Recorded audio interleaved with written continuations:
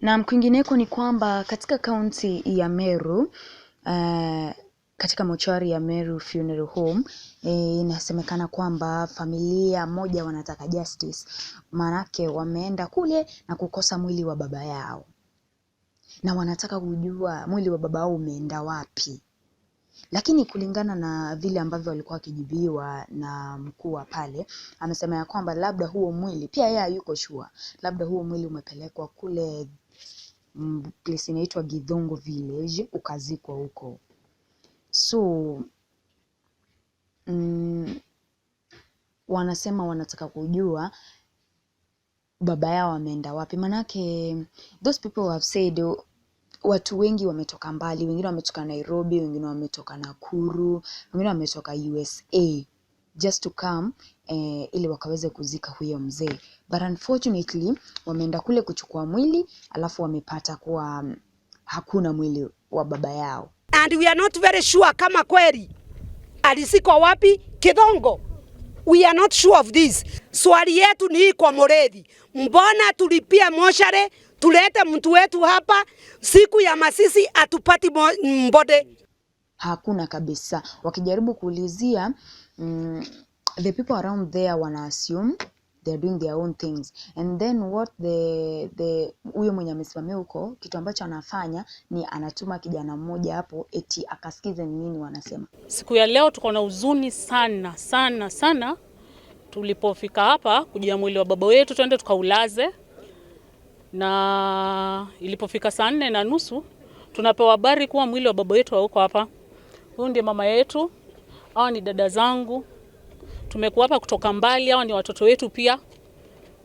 Tukija kuchukua mwili, the staff wenye hata wako hapa hawatukulia hata hii mambo ikiwa serious.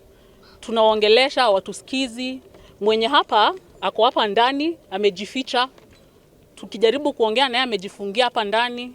Process zote zenye tumekuwa tukitaka zifuatiliwe ndio tupate mwili, amekataa kutusaidia. Tunamwona akimtuma kijana yake mmoja hapa akija akizunguka kusikiza kenye tunasema, sijui ndio wafanye nini. So we are so sad, we are so angry with the Meru Funeral Home. We demand justice. This is so wrong that our dad would die. We passed through the suffering of kumon baba yetu. Sisi wote hapa tunatayarisha mazishi yake only to come and find that the body is not here. Na sisi hata ndio tulifanya hiyo utafiti ndio tujue nini imehappen. Jua wenyewe wanasema hatujui, sijui mwili yenu, tukapewa mwili tukasema hii si yetu. Wakiulizwa wanasema maybe umeenda ukazikwa Githongo, maybe hata hawako sure. So we really demand justice, and this man must be accountable for the losses zenye sisi tunaenda as a family. Our mother is going through so much. Now you will expect that hii maneno itatulia leo, lakini tunaona already saa hii ni saa 10 na kisheria 6 ikifika tuwezi zika mtu. So I think the person mwenye ako responsible for this home should be accountable for what is happening to us. This is emotional torture, this is psychological torture, financial torture, and I think it is not right. So what is happening really? Yani hivi siku hizi watu wameshindwa kurecognize watu mpaka kule mochari, sasa inabidi tu mwili wowote unapeanwa. Jamani Kenya, my Kenyan people, this is not good. Kama mwili umepelekwa kwenye mochari, sinaonanga, ama mimi ndio nasikianga vibaya, si hata kuona jamani, sijaenda mochari. Sinaonanga people say that mwili wenyu kuna venye unawekwa juu, unaandikwa jina. Okay, we mwenyewe si unajua aje huu mwili ni wa baba yetu, huu mwili ni wa, lakini si wewe uende tu upewe mwili. Mimi nashanga au ambao walichukua mwili wakaenda kuuzika, hawakuwa wanajua wanaenda kuzika nani, ama hawakuangalia au vipi? You know, I'm trying to wonder. Na hawa mortuary attendants, mbona wao wenyewe hata waangalie, wafuatilie, wasema huu mwili ni wa huyu, mwili ni wa huyu? Ni kama details and documents zote za huo mwili hawana au vipi? Ama walipenda tu kupeana hivyo? Like I fail to understand. Or in another way, as I think, ama maybe huu mwili ulitafutiwa tu, si hata haikuwa hata maybe ni mistaken identity. No, as I think huu mwili ni kama ulichukuliwa, ulienda kucover up maybe mtu alipotea, so ukaenda kucover up kama yeye. You know, it's ukijaribu kufikiria hata wewe mpenzi mtazamaji, unaweza fikiria tu kama mimi the same way, because mwili haupo. Okay, umeenda wapi? Alafu the nini hawataki hata kufuatilia wajue mwili ulienda wapi, uende wakauzikue, labda ushazikwa.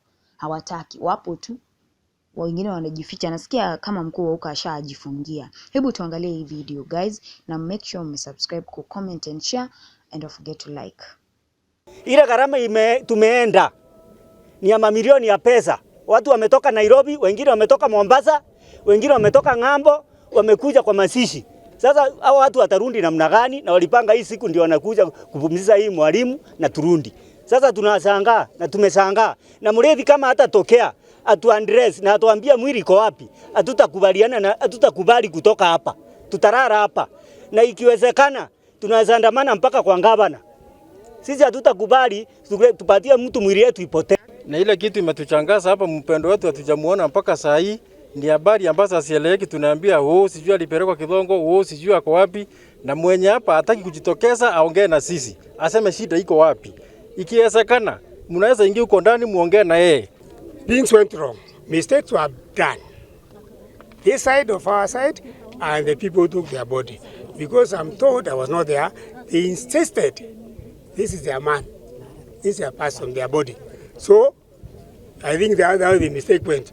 But the mistake that happened, mistake was done, which is true. I don't like that. Now we accepted the mistake, and those people accepted, they took the wrong body. They don't know why they are also confused. They don't know why they took it. So they got the court order, so they are going to exhume that one, bring it here. So it's a matter of time. I think they must be on the way anyway.